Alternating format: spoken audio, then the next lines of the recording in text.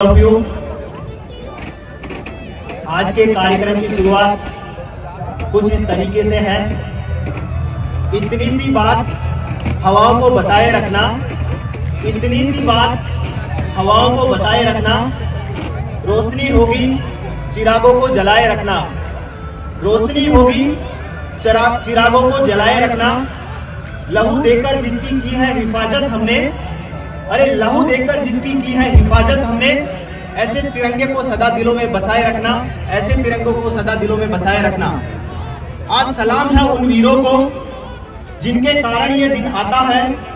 वो माँ भी क्या खुश नसीब होगी, वो माँ भी क्या खुश नसीब होगी जिसके बच्चे का बलिदान देश के काम आता है, जिसके बच्चे का बलिदान देश के काम आता है।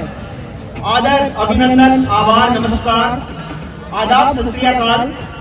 Hello and very good morning, ladies and gentlemen. A very warm welcome to this absolutely wonderful, beautiful and auspicious day that brings together so many special people like you. I am Kintu Ina, Assistant Executive Engineer Production. Today I have the pleasure of being your anchor with you. साथियों, आज के इस programme की शुरुआत करने से पहले एक बार फिर से मैं आप सभी का स्वागत करना चाहूंगा। आज हम यहाँ 76वें गणतंत्र दिवस के विशेष अवसर पर एकत्रित हुए हैं। 26 जनवरी का दिन भारत के इतिहास में एक महत्वपूर्ण मील का पत्थर है। इसी के दिन भारत एक संपूर्ण लोकतांत्रिक गणराज्य बना था। इसका संविधान न केवल ऐतिहासिक दृष्टि से महत्वपूर्ण है, बल्कि इसमें ऐसे कई दिलचस्प तथ्य हैं जो आमतौर पर लोगों को नहीं पता होते हैं। आइए भारतीय संविधान से जुड़ी कुछ रोचक बातें आप लोगों के समक्ष साझा करता हूँ। इसका प्रस्तावना यानी प्रियम्बल में हम भारत के लोग से शुरुआत होती है, जो कि लोकतंत्र के सिद्धांतों को प्रकट करती है। हम भारत के नागरिकों की इच्छा को व्यक्त करता है कि वह एक संप्रभु, समाजवादी, धर्मनिरपेक्ष और गणराज्य राष्ट्र बनाए।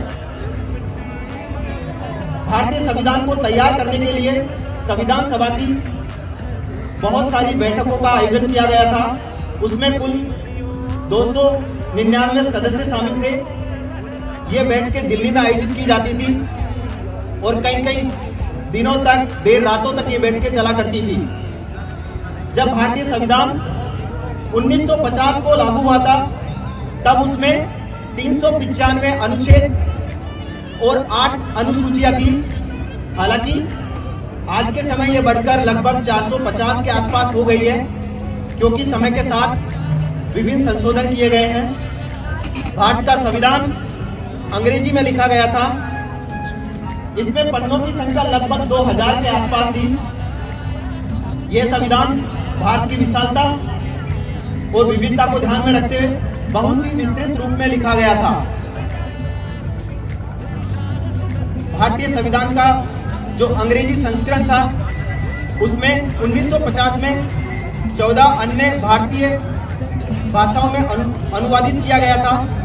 संविधान की भाषा बहुत ही सरल रखी गई थी, ताकि प्रत्येक नागरिक को, इस देश के प्रत्येक नागरिक को समझ आ सके।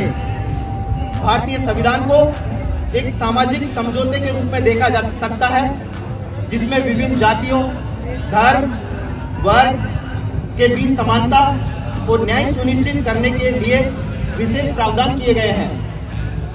ये समाज के अवसर समानता की बात करता है।